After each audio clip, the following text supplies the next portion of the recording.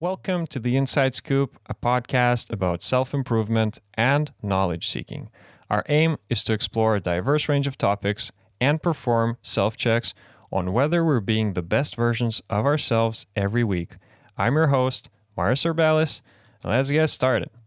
So, this time, I got here with me my co host, Oscar. Hi there. Hey there. And we're joined by a special guest. Her name is Laura. Hi there. Hi. And we decided to talk a little bit about literature and reading and everything that, they say books are hiding a lot of knowledge. And yeah, so I mean, just to start off, what do you do, Laura? Do you study, work? What's In your life, life about these days? yeah. Yeah. So I work as a finance consultant. Um, I am studying right now English Studies Media Linguistics, which is something new in Vilnius University in Lithuania. Um, but previously, I graduated from English philology, the study of languages, and I guess I have read a lot of books then. So what is it like a day to day of philology student? What's I mean, I don't think it's anything special. It's just, studies as such. But what happens afterwards is probably different than, from any other studies. You get 10 to 15 books to read, depending on the courses that you choose. And right now, even though I am studying media linguistics, I had two courses on literature where I had to read like a book every 2 weeks, and those books are not just 200-page books. Those are 500-page books or 600-page books, and you just read them. You have to process them. You have to, I don't know, analyze anything. You get some questions where you need to prepare some, I guess, presentations as such, Mhm. and then you get going. Damn. So is it like, was it hard to get into that? Because I think I remember you weren't reading all that many in high school. Well, in high school, I chose the smart path, so to say, let's not read, but let's listen to the others, and then you Mm-hmm. can understand everything. It was difficult at first because when I started university, I went to work straight away because I thought that, I need money. Mm. So to combine everything in a week was a bit difficult, but I mean, it's manageable. People do more. Yeah. Okay. What about you guys? Do you read a lot? What about you, Oscar? What about me? I thought you were going to go there. Um, Yeah, it was because I heard that all the books you're reading is like technical literature or something. well, it's either technical, it's about maybe programming languages, an algorithm design manual, which is not as boring as it sounds. Uh, just things that are related to what I'm studying and things that I'm interested in. But I don't really read fiction, so I'm interested to know perhaps if there is some hidden benefit to reading fiction that I don't know about. Mm. It's like stories, I guess. Every medium that tells a story is probably a cool thing to experience. But yeah, I Mm-hmm. think my last book, the last book I read was, I think the one that we were discussing about Zen and Socrates. Mm-hmm. It was The Way of Zen or something. It's by Alan Watts. Some sort of also, it's not really fiction. And I think if I'm reading a book, I already want to like get some knowledge out of it.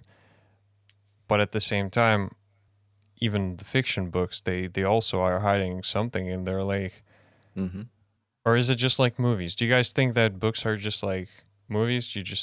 I mean, if the book is fiction, or do you see any other hidden meanings? For example, Laura, I know that you spent like 4 years, I think, doing the degree in philology. So I would imagine that you're analyzing the book even to a point where I would just not even know like half of the things out there. Like, Well, how are from you feeling? the correct, so to say, the correct example, right? I Mm-hmm. actually chose the linguistics path, and I skipped on many literature courses. I only took those mandatory ones. where we had to read 18th, 19th century literature, 20th century literature. Um, and you just had to go through it. You had to read it, you had to analyze them. Um, and that's it. The others who had literature, they were reading even more. But um, when the literature courses started at first, I remember we were analyzing poems. You just read, I don't know, a short poem and you analyze it. And you have an A4 page and it's full of notes because, every single word has some sort of a meaning there. Oh my. Yeah, and like I had a course last year with the same professor, and it started the same, with a page full of notes, and we were just reading, analyzing. Every single word is there for a reason. It's not only because of rhymes, but for everything, it has to be there if it is written there. So yeah, but literature is not only fiction. I know that you would probably think that literature it's just fiction. However, literature is everything that is written. Um, Perhaps like you're reading technical books, so that's technical literature. Mhm. So I guess that's just terminology. Have you had to analyze any technical or nonfiction books, literature? No, not really. I mean, we are mostly reading fiction, as these are those books that usually are being analyzed by English students. Oh But yeah. um, but it's different when you're reading them during your first year of studies, and then when you're reading them, during your fifth or sixth year of studies. Right now, when we are reading a book about a travel, you realize that many more things come in the play than just the traveling part. There are so many ideas that come from the outside. Yeah, I don't know. Yeah, well, I've Just always had this, even in school. I really thought everyone tends to overanalyze, even teachers, because they make us read the books and they make us find the yeah, weirdest meanings, which maybe aren't even there. I mean, like this may be a common misconception amongst people. Maybe it is somewhat true. Do you think that some books are being overanalyzed and the authors themselves don't even know what they wrote or whatever? yeah. I have an example actually of that. I don't remember which author that was, but when he was asked about the meaning of his book, he said everything is written. You just have to read it, and whatever way you understand it, it's going to be that. Mm. But when you come to the class, you have some sort of a one way of Hmm. thinking. You're thinking only according to the teacher.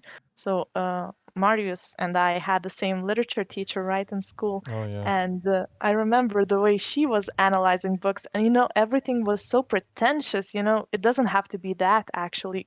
It can be Yeah. many other things. The analysis is free. You can add your Hmm. own ideas. No one knows what actually was meant by the author, but when the teacher expects her own ideas, yeah, that's not very good. Yeah. Oh yeah. It's yeah. I would think that, however, people in general, the audience of the books analyzes and interprets the books would be what actually matters, right? Yeah. Uh, That's true. Do you guys know about the story of Stephen King? I think Hmm. he wrote which book was it? Carrie. Was it It or Carrie. It was Carrie. Carrie? Some sort of a book where he was like he wrote it high or some shit like that, and then he wrote it in such a way where people till this day they're reading the book and thinking, how can a sane person like how is it possible to Oh, write I such a didn't know the miracle? story. Like yeah, I don't remember which one was it. It's like I haven't read the book too, so I I know was how his intrigued career when I heard this. started at first. He was like, he wrote a book. Hmm. His wife was encouraging him to finish the book. They needed the money, and he went to the publishers, and they offered him 400. And he was like, $400. That's cool, but it was actually 400,000, and that's how his Oh, career started. Damn. So, A little bit more, than 400. I mean, wow. So then, and he is a more of a yeah. He's fiction. He's a fiction writer, right? Yeah, he's writing those, what are those books called? I don't even Horror, remember. drama, Yeah, something. horror books. Yeah, yeah. Mm-hmm. Yeah, because I think I've even heard this on, and Oscar might know it. I think Joe Rogan even analyzed Yep. something like that about how people till to this day are reading the book and thinking like, "What the hell?" And then he doesn't. Oh, yeah, that's the story. He doesn't even remember writing the book. That's the point. What? Stephen Yeah. King was asked like, "So how did you write it?" He's like, "I didn't even know I wrote it." So yeah, it. I mean, again, we can only trust the validity of certain stories like to an extent, but still, I wouldn't be surprised if that happens. Because I mean, even in Lithuanian literature, we've had people write very interesting books, and then they were so high they didn't even know what they wrote. Like people try and ask him, and they're like, And "No." yeah, the authorship question is very important, and nobody actually knows who wrote anything, right? If the person doesn't come out and say, I actually wrote it, no one knows it. We had discussions during our classes if Jane Austen actually existed, or was she just put forward as the first woman writer, just to have someone from the female side. Jane Austen. Who's that? Jane Austen is a very famous writer. She's an English woman. She wrote such books as Emma, um, Pride and Prejudice, Sense and Sensibility, and many more. Um, but her last book doesn't really sound like it was her writing it. So Mm-hmm. we just had, uh, just Mm. a thought. Wow. So is that your focus in linguistics? No, that's actually literature. In Okay, linguistics, we just go to the language.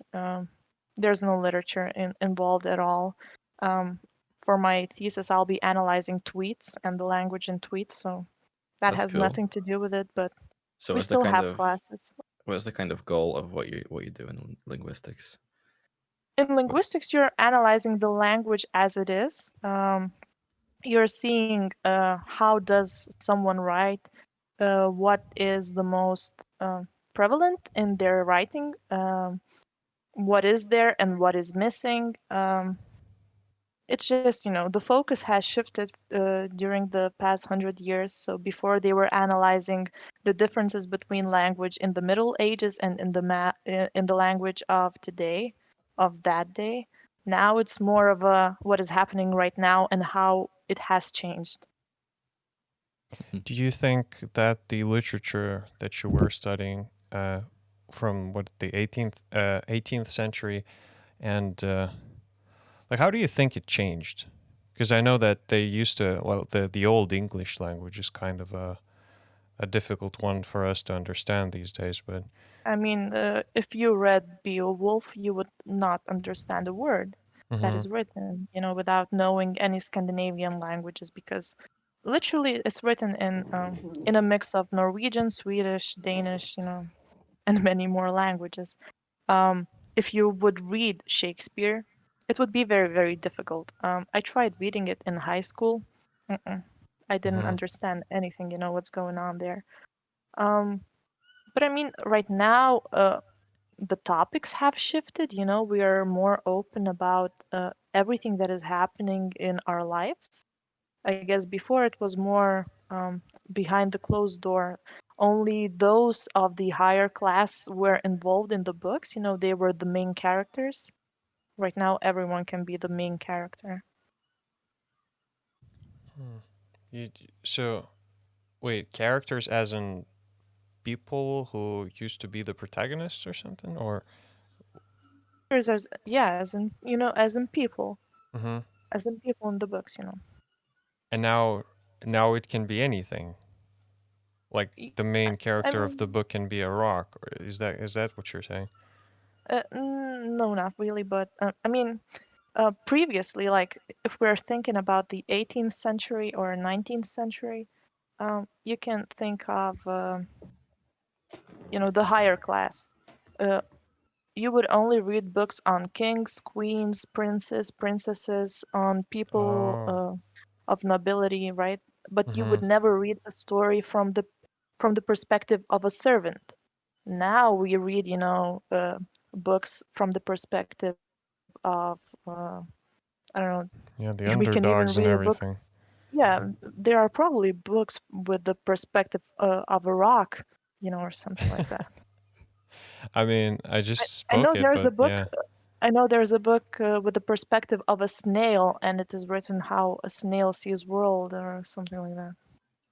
Oh, It's very Oscar, do you think we should weird. go on and write a book on a rock? Just I mean, I could already imagine the plot. The rock is being kicked around, and like he sees different people, different.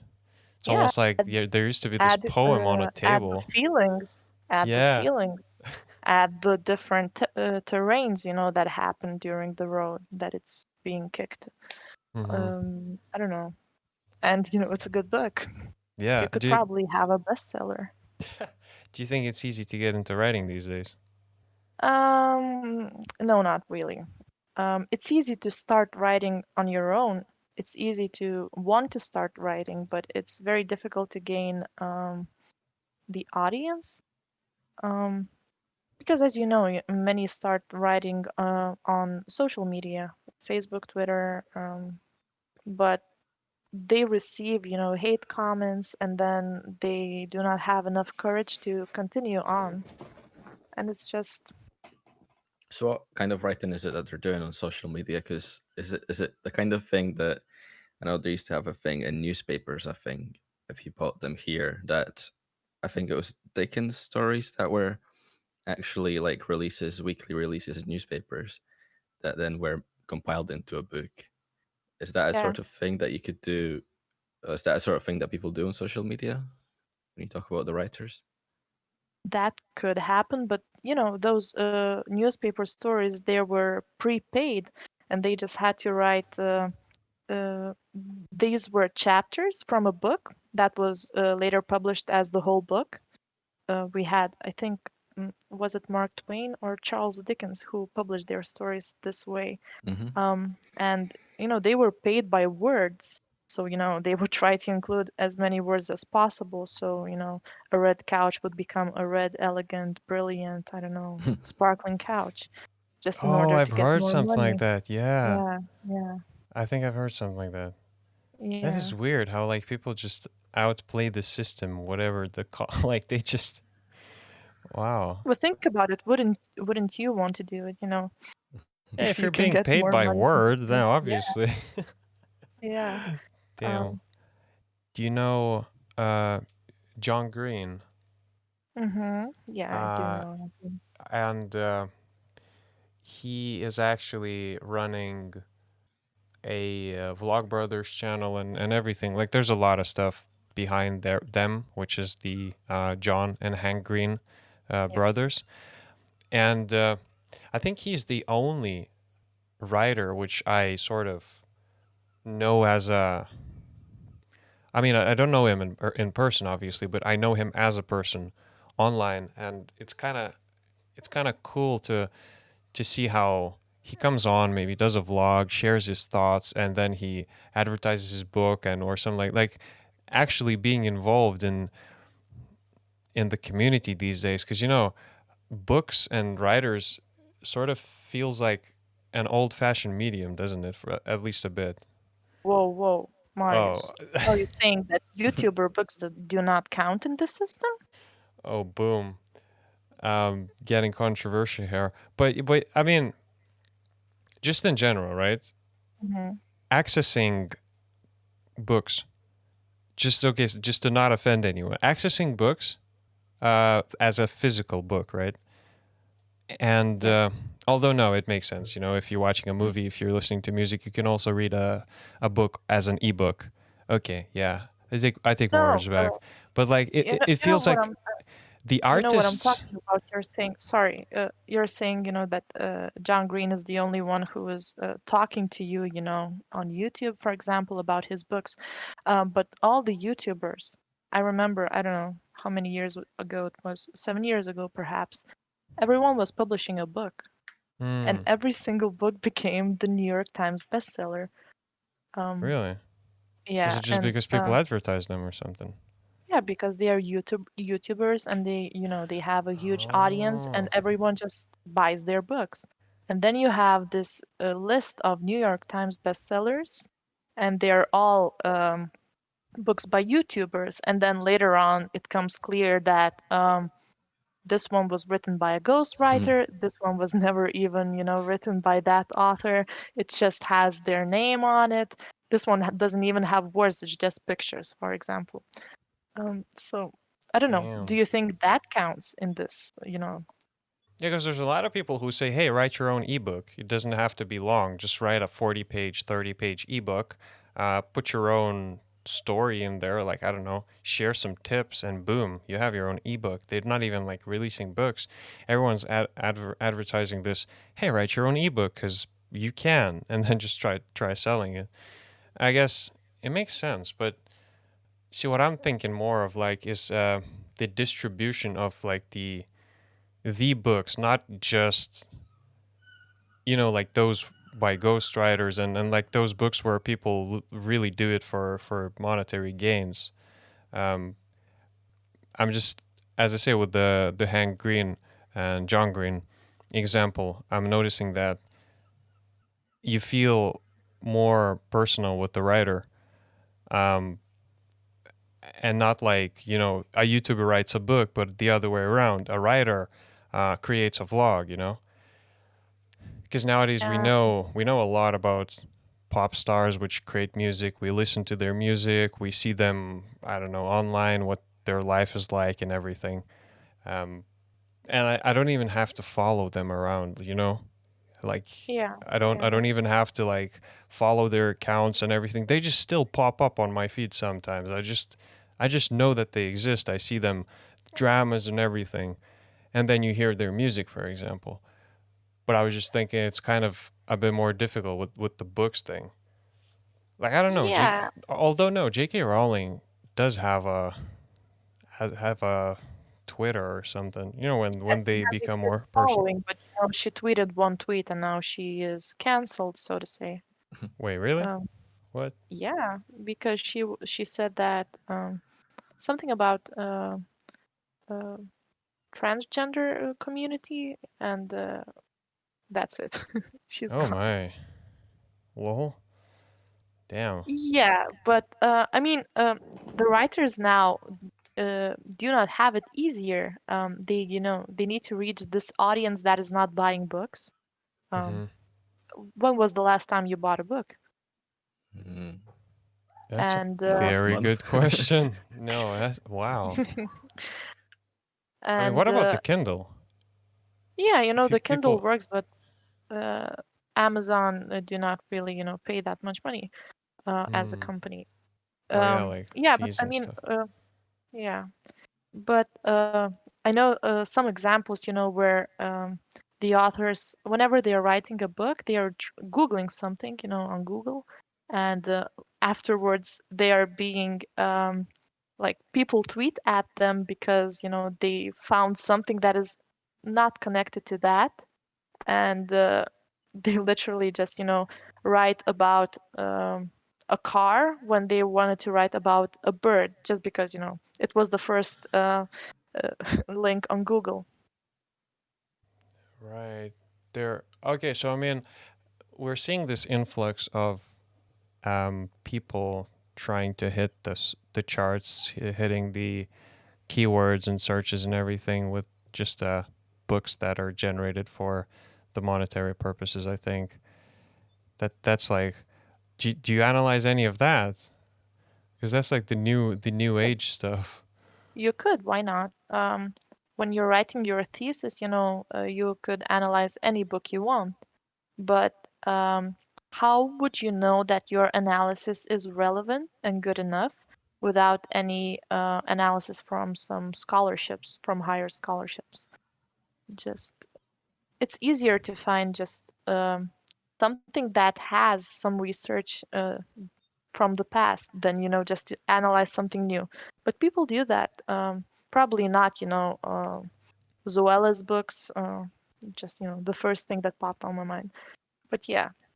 Um, but when we're speaking of Kindle, um, I remember when I had I had this class on literary theory, where we didn't analyze any books. We were just talking, on theoretical parts of the analysis of anything. And I remember this comment, from the professor. He was very, very open-minded, and he said that in order for person to read, it has to be a non-ending book. And that's why, the pergaments, they work really well because it's constantly rolling. You can just read anything. And when you said Kindle, I just remembered, when you're on Kindle, you're just constantly scrolling, with your while you're reading. You don't Hmm. have to flip pages. Of course, you're limited to this small screen, but Yeah. it actually works really well for your concentration. You are not distracted. You will not scroll to the back just to see how the book ends because it takes a lot of time. While if you're having a book right in front of you, you will probably just read the ending and see, oh, that happens. Okay, I'm done. Yeah, Oh, is just that like the Ty Lopez way of reading books? uh, probably. I He, don't know. oh yeah, he says you can read, what is it, 7 books a week or something, and then he Oh, nice. unleashes his knowledge on how to do that. Just takes a book, says, Oh, I okay, so this cannot is how do you that. read it. Mm. Yeah, it's like you read the table of was the contents. You read the back cover. You The choose first a sentence random of each spot. chapter. Yeah, yeah, yeah. He's like, you choose a random spot in the book, like read that a bit, and then choose maybe some chapters which you like and read it. Because, I mean, technically he is right. Because assuming the book is not something that you necessarily need, I mean, right? it could It's, work with self-help books, which yeah, have, yeah. those bolded parts. Just, you have to do this, and Mm, then you have to do this, and then, whatever is not bolded, it's just the story that does not really contribute to the whole book. So, hmm. in order to understand that kind of book, I mean, that could work. Yeah, it's kind of for nonfiction books. For example, for self-help books, I would imagine this works wonders because even YouTube Even videos for with self-help. technical books, even for technical books, I mean, uh, Yeah. Yeah, and they have if tips, they have lists yeah, of something. yeah. But I cannot with those who say that they can read, like 7 books a week, 3 books a week, 2 books a week. Yeah, it's silly. No, I do not really trust them, so to say, Hmm. um, because I mean, a book takes time. In order to understand a book, you have to read it all. Like a book of fiction, which, you if you miss a sentence, you could miss the whole point of the story. If you miss, I don't know, some some chapters, you could miss the whole point of the story. And reading 7 books a week basically means that you are forgetting that book right after you finish it. So you Mm. finish one book, you take another one. I don't know. That doesn't work Mindless for me. Yeah. consumption. I don't think Ty Lopez in this case is referring to fiction books too Yeah. much. No, for sure. Yeah. So I'm not sure what he's trying to achieve from it. Probably just get a wide worldview of the world or something. But Yeah, I mean, I do remember the way that you just described, Laura, about how you might miss a sentence and miss the whole point. Because in school, I think I was the complete opposite. I was reading every book because the teacher said you have to read the books, and I read all of them. And then after my exam, she's like, "Oh, but you didn't read the books, did you?" I'm like, "I read every single book. I just didn't understand them." Like, so what? I'm sitting there reading words, consuming sentences. I'm not getting the meaning, I guess. Although other people who are required to interpret some of the meanings and stories from the book, they just knew some general terms on how to describe it, and they got better grades than I did because I just read it, but I didn't get it. It's like I don't know. I guess that's how I was. I used to take, for example, one chapter from the book. I used to read that, and that's it. I haven't read the whole book. And then afterwards, when we were analyzing, when while my classmates were talking, I would try to take notes, Hmm. and I would try to add something to my own analysis. So, so, so Yeah. said, right? And I actually do that in university too. I've noticed that whenever I don't have a presentation for a class, I do not really read the book, and then I just listen to the people presenting, and then I just try to understand what the whole book was about. Exposed. Oops. Hopefully this doesn't get you So silly. canceled.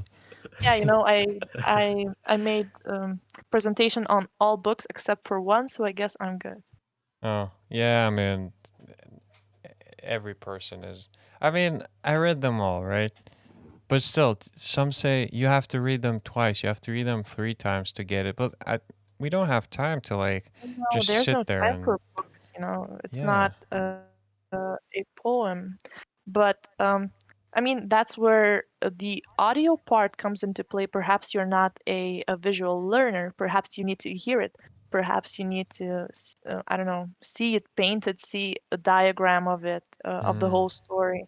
Um, I know that, previously, before, like in the ancient times, during the Greeks, Roman empires, the whole stories were told from person to person, from Mm. village to village. So no one knows if Homer exists. No one knows if, all those Greek philosophers exist because everything was just told from people to people, from nation to nation.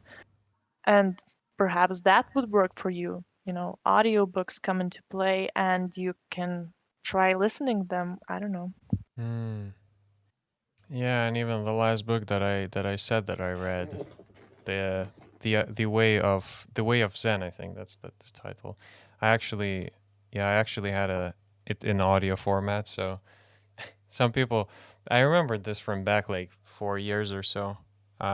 Listening to audiobooks and then claiming that you read the book, people are like, "Oh, you didn't read the book? Like, what do you mean? Like, we literally read the same words. It's just like, just that I heard the book, although like the meaning is the same, the story is the same, everything is the same. It's just the format." And people get defensive about it. Like, no, you didn't Mm. read the book. You don't read books. Like, even It though really depends. it's the It really same, man. depends. It, Yeah, dep it depends on if you're focusing on what you're listening to or not, really. Yeah, I mean, it if depends on it's what you playing what you in the want, I guess. background, it doesn't matter. But if you're commuting, from town to town, if you have to take a bus to go somewhere and you're listening to the book and you're really listening to the book, yeah, I mean, why not? Yeah, It's because the it same as depends on reading. what you're trying to get from the book. If you wanna get the gist of it, the main story, the main everything, then yeah, you just need to listen to it. Because for example, I remember my eye-opening experience with audiobooks was when I read The Martian. Well, I heard The Martian. I was commuting to school and back from school by bus, and I would just listen to that book. And I was so like, I mean, I remembered the story almost up until now. And I don't, yeah, I watched the movie eventually after like a year or so, but like, I think that was the only book that I remember so vividly because the story is so engaging and you just hear the story as if some storyteller is actually telling you the story. So I was like, wow, audiobooks are actually cool. Because otherwise, again, when I said it's either you're aiming to get the idea of the book or you're actually reading for the grammar and something. So Laura, do you think that when you read the books they help your grammar, I guess, or something like No, that? not your grammar, but perhaps your vocabulary. The Hmm. more advanced the book, the more, I don't know, interesting words you will find there. For example, if you read Shakespeare, you'll see how Middle English works. And if you read an I don't know, an encyclopedia, right, you'll Yeah. see something you haven't noticed before. Yeah, it does help, and it perhaps helps for your like your grammar too. I think that's why I never had problems with my writing. When I was younger, I used to read, I don't know, 20 books a month. I used to go to the library every single day.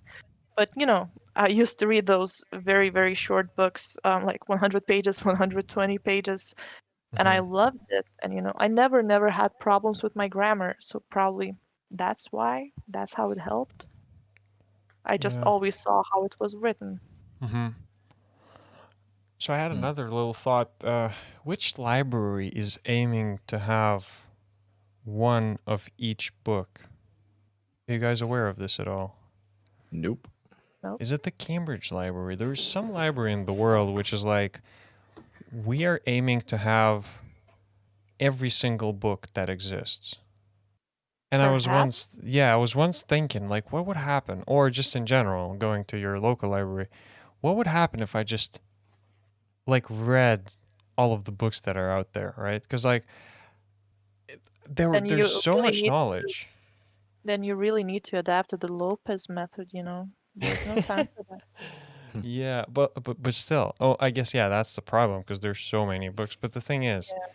wouldn't it be so interesting just to like go into that library, and because there's like thousands and tens of thousands of books, just like so many of them, and reach out, like get one of them and start reading. I mean, probably not, but still, like, No, I always have this on my mind. I always want to read more because I realize how many books are there in the world, mm-hmm, and I see my friends constantly reading something I've never heard before. But then I realize I don't have time. There's only 24 hours in a day, and I need to work. I need to do my my stuff, so to say. I go to practices. I go to quizzes. There's no time for that. Hmm. damn, yeah, I don't know. I can only imagine. I mean, what happened with the Library of Alexandria? You guys remember the Um, fire thing? yep. Yeah, how allegedly, 2,000 years of progress was lost in there. But so not Might have. only, yeah, so not only fiction, nonfiction. I think it just had everything, like science, and so that's what I'm thinking. What would happen? Because like, if a library contains so much stuff, and maybe, That it would be just the library, so to say. Everyone would want to go there, but it had to have such a security. Oh my God. because even nowadays, I'm thinking, right? We're doing scientific research. We're doing all of that stuff, and maybe Oscar knows more about this, but like some of the smaller works of people are getting buried under like the more well-known things, and maybe they get buried in the past somehow, Yeah. and then we don't and like, we rediscover that some scientists like I Yep. don't know 40 years ago has actually done this research, and then boom, this Hmm. revelation, and everyone's now like using this technology. Do you think there's so many works of art like this? Well, works of art, works of science, that's undiscovered somewhere. It happens all the time. Of course. I Yeah. You think it know, was works of Darwin. Sorry, I think it's works of Darwin on evolution that were lost for some number of years. Sorry, not lost, but undiscovered for a number of years before somebody else read it and was like, "This is actually pretty important." and So, some books are put under different names, and only later on do they realize that this is the book of some famous scientist, some lost book. huh. Yeah, I think now because the science and everything is getting digitized, and I know about initiatives of just scanning books. There's like quite good book scanners these days. Like hopefully we're able to digitize everything and just get preserve all the knowledge, because I think, I mean, digital is the way forwards nowadays. Not sure Yeah, what's going to happen eventually. If singularity happens or something, robots will take over, then maybe there's going to be some sort of another technology which isn't going to be digital, but it's going to be some fourth dimension technology. Like, I don't know. But for now, I think we should. Although people do like reading paper books. So do you read paper books, or do you use PDFs or something? well, I I would like to read paper books, but not all the time they are, accessible. Also, sometimes I go to PDFs. Right now, I'm thinking of getting a Kindle or something like that, just to read more. I started reading on my iPhone because I Mm-hmm. found that the app is very useful, just there are so many books for free that you can read on the go, while you're on the bus, while you're traveling, and it doesn't take up any space in your backpack. Yeah, Yeah, that's but so mostly nice. I read paper books, but some of them are very bulky. Just they're too not travel friendly. Mm-hmm. Yeah, I mean, the first book that I ever read on my phone was actually Looking for Alaska by John Green. Hungry. Mm-hmm. And that was kind of nice because I remember even having the small phone, but with the help of Google Books, and you could even flip the pages. Like if the format is correct, you can like almost physically flip the pages with your finger, or you could press the volume keys and just like sit there and read it. I was like, wow, that's such a revelation. This is future, dude. But then I just didn't read many books after that.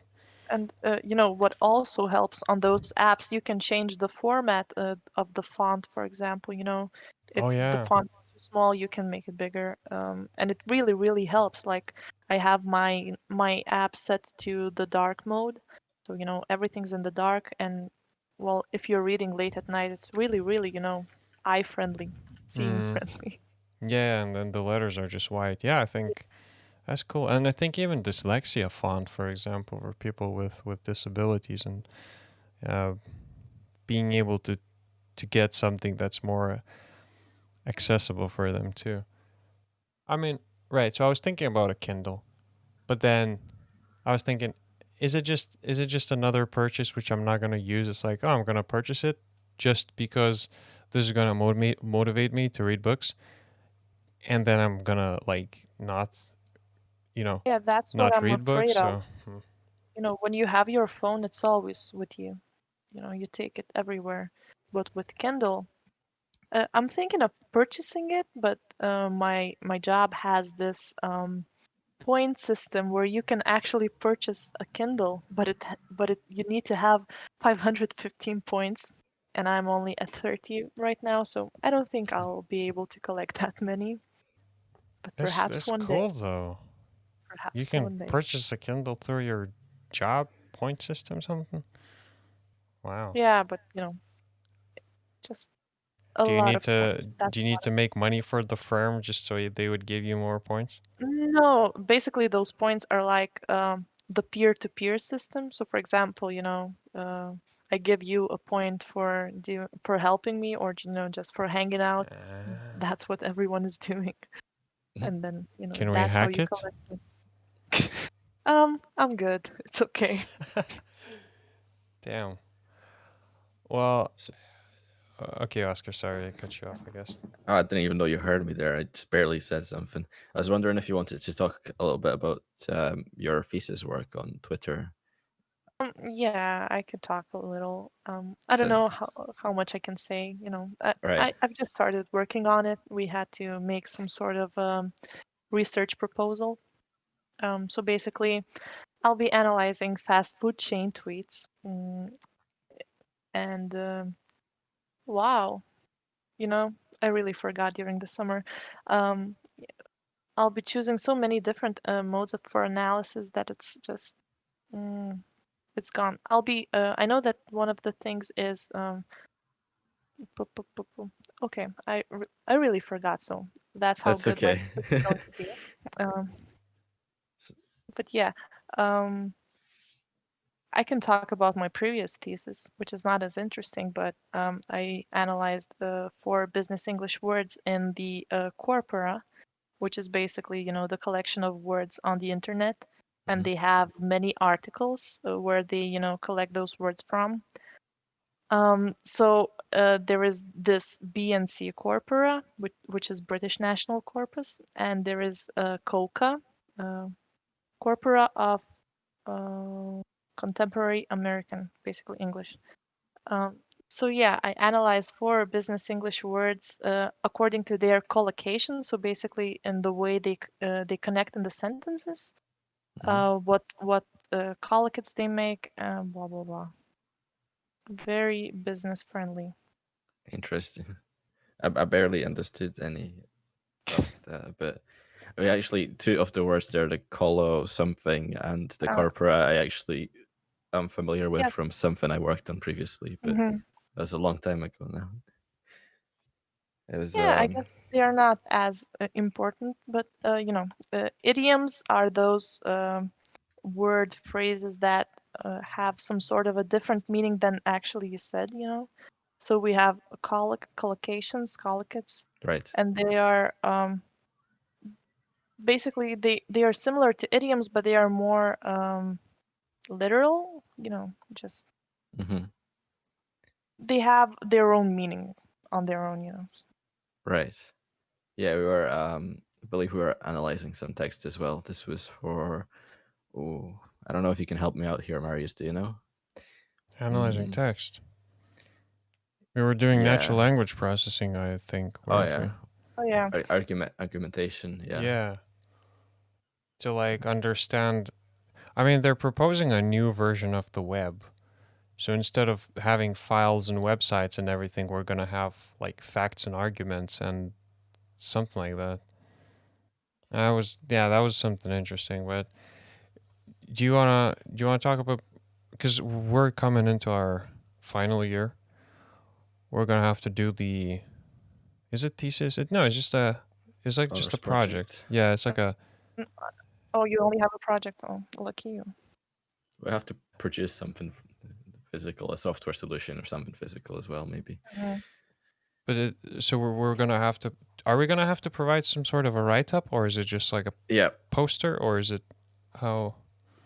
Well, there is a write up, but like it has to produce like an end product. It's not, can't just be words. Ah, It has to be like a software or yeah. okay, okay, I see. But it's, so we're still gonna have to do some sort of like research work or something. Yeah, probably for most of it. Huh. Cool. Anyway, so I think we're slowly wrapping up. What future are you seeing for yourself, Laura? Do you think you're gonna go into like deeper into that, PhDs or something, or Definitely not. no? Definitely Too not. much already? I'd rather take up a different degree than go back to school to study English. Just some personal opinions on the Wow. Do you courses. think that was a mistake for choosing it, or Yeah, did you just? it was funny how I got here right now. I tried to get into the different program, but I didn't get in there, and this one had a different course description. You know, everything was different. And then when we entered the course, it was only two of us. So yeah, everything changed suddenly, and yeah, it's just ridiculous. Two people in a course? What? There are some courses in UK that were that took only one person. Uh, this writer Ian McKeown, he was the only student who studied creative writing MA at East Anglia University. So that's also funny. But I guess that's how MA programs work. Wait, so they literally just make a master's program for one student? They offer this program, and if one person says, I want to study this, they have to provide the classes. Damn, that is interesting. I mean, yeah, probably most classes, because like we're doing applied computing, some people are doing computer science. Most classes are sort of interconnected somehow. So like even between the courses, people are just doing classes. I mean, I hope no one really like had to run a whole course module on like one person, but that's interesting, man. Anyway, any closing thoughts? What do you want to tell the world? Do you think reading is important? Do you think that Well, in my opinion, reading is important. And, when we look at those successful people, they read a lot. So try reading what they are reading. Perhaps that will help you with your own decisions, and your own ideas. Yeah. so read but don't read the Ty Lopez style? Something like that? Perhaps it's better to read one book this normal style than Tai Lopez style. I think this just became a Ty Lopez diss track, Yeah, but yeah. I don't know the guy personally, so I can't say anything. I I just feel see like stuff online. there are definitely books out there which could be summed up in a sentence, like if not novels, because novels are all about the story and how it develops, but books that are just trying to tell you a piece of information could be maybe the 10% the size of the book that the book Yeah, it's like all is. the YouTuber books. Like if I was to write a book, I would just write out like a list, like a top 10 things that I learned in like the tech industry or something. Like, and So I could that's a just, one-page book. yeah, Yeah. and then I would like start adding crap on top, which people will have to read Yeah. through to get to Yeah, the that's material. basically how self-help books work. There is this list of 10 things, you Hmm. should do, and then there is some sort of a story added to it. Yeah. So, Yeah, yep, but I like guess in order that's for you to actually sell a bigger book and like be legit, you don't just, make a 2-page book and just sell people the top 10 or list or something. Hmm. They just put true. put words and sugarcoat everything, I guess, and yeah. Unrelated to the self-help books, because I'm not a proponent of most of those, but I feel like stories are, well, it's said that stories are a good way of conveying information, but making us remember something if we can tell a powerful story. So you'd hope that the people who have something important to say that you should remember, that they're also very good at telling engaging stories. So I don't know if there's any opinions on that. So it's That's actually very true, useful. storytelling, how it works. Someone reads a story and retells it, or, just creates that story, and then you can retell that story to someone else, and it just shows how much you remember and how much you forget. Yeah, I and it mean, doesn't matter yeah, the that medium, I works. guess, because the Yeah. stories. I like the way that you set the visual graph or like a diagram of a story, because technically, yeah, if you were to write a book about like Harry Potter, and then if you were to make a movie on it, I mean, movies sort of made from a book, but there must be some sort of a translation layer, some sort of a graph of like all the actions that happened in there, right? Like character goes and buys a magic wand. Character goes and like does this and this and that. So like there might No, be, if you yeah. take a book and put every single event that happens in the book into some sort of a square, and then, you just take the most important ones, you skip on a lot of things, Hmm. because, the movies didn't show like how Harry was living with his aunt and uncle the way it was described, right? Because I remember when I was reading the book, oh my gosh, oh my God, I was scared for the boy. And then you see in the movie, it seems pretty nice. It's not that bad. Yeah, it's like, I mean, but at the same time, the story, I think it may have been underdeveloped, but still, maybe because the whole series is more about the, yeah, yeah, I see what you mean. Cool. So thanks for stopping by, Laura. Having We're interesting conversations, and like maybe sometime in future. So is this your last year of doing this? yes, it's going to be the last one. We could eventually connect and check back on you, see Sure, how you're doing, cause like, sure. yeah, Get an update on the thesis. That'd be interesting. Yeah, I'd love to with hear that. something with more information, which I will hopefully remember. Yeah. Oh yeah, because Oscar's the dude all about research, man, right now. So Yeah. Well, linguistics, because you said it was like in linguistics, right? Yeah. Yeah. So that's like one of the six six fields of interdisciplinary field of cognitive sciences, which I'm Yes, and kind of I'm writing interested. on cognitive linguistics. Right. So I'll be very Yeah. interested to hear about that Oh, if you want to cool. come back on in the Okay, future. gladly. Awesome. damn, for sure we'll have that. Well, anyways, thank you guys for sticking around. Thanks anyone who listened, and see y'all later. Bye. See you.